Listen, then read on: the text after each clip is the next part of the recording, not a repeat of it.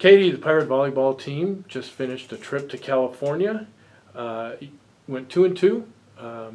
And talk about what it is that you saw that you take away from this weekend's matches. We played a lot of really tough teams, some really good competitive matches.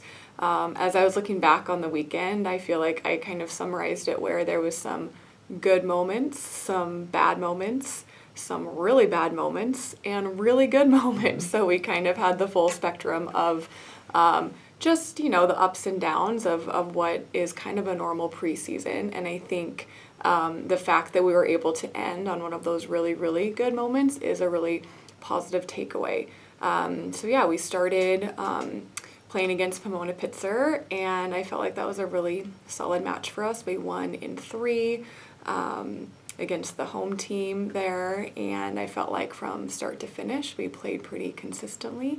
I felt like my middle, Lauren, played really, really well and was pretty efficient offensively, and that helped us, just offensively, just be able to score and go on scoring runs. And then we played Laverne Friday night, made it to the Elite 8 last year, ranked in the top 10 this year. They have a superstar outside who's just a different type of player, different than anyone we would ever play against. I would say more like D1 level, that type of athleticism. And so that was a really fun, challenging moment for us in a really positive way. And I was really proud of our team, how we started. We were able to take that first set from them.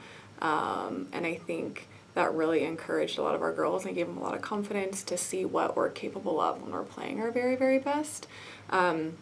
Unfortunately, we couldn't sustain that, and the rest of that set, they dominated, and we weren't able to defend or really find ways to score. We ended up making a lot of errors and giving them points.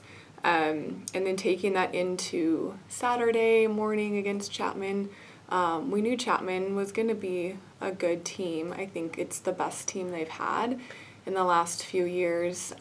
They're tall, they're long, they're really good at blocking, and we just couldn't get in a good rhythm. We had some good moments for sure, but I feel like in terms of being able to score points offensively, we didn't really have anyone that could consistently put the ball away.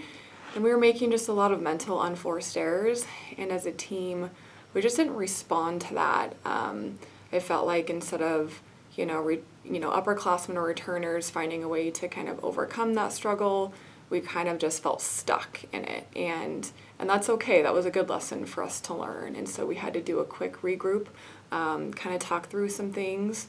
And they were able to reset, which is hard to do. We played back-to-back, so we had about 35 minutes from the time that game ended, from the time that we started the second game, to kind of talk through things and then focus forward on the next match. And so being able to come back from that and play against Whittier, the host team of that day, and beat them in 3, I was extremely proud of my team and how they battled. You talked a little bit about this in the beginning of the answer, the highs and lows. Yeah. We saw a little bit of the best we can play and a little bit of the worst we could play, all mixed in one weekend. As a coach now, how do you take that and you look at the film with the players and you talk about it? Yeah. How do you streamline that into a more consistent level? Yeah, I think we kind of take 2 approaches. There's that that technical, how can we actually fix certain elements of our game, in practice. Let's go back and kind of rep those things out, try to put them in those similar situations where they're having to kind of replicate, what they see in games and have to terminate and stay consistent. But then there's also that piece of just sort of developing that mindset too. So trying to talk through that. But it definitely, I think, is helpful to have certain weaknesses exposed right away. And I talked through that with my girls, and they were just like, yeah, I mean, if you have to lose early and kind of learn a little bit about yourself, about our team, because it gives you a very focused path forward in terms of what we do need to work on. And then I feel like having experienced that, being in that state of adversity and, oh shoot, we're not playing well, we're going to lose, helps them, they'll understand that feeling now, I think coming, we'll see it again in the future. So they'll hopefully be better prepared and equipped to deal with that. This weekend, another early season tournament, this time going to Texas, more tough opponents. What do we know about who we're going to play down there, and what can we take out of this coming weekend? Yeah, well, we have three matches: Trinity, Northwestern, St. Paul, and East Texas Baptist. And all three of those teams are so solid. Trinity's the host team. They're ranked. They have a strong tradition of success, of going to the national tournament.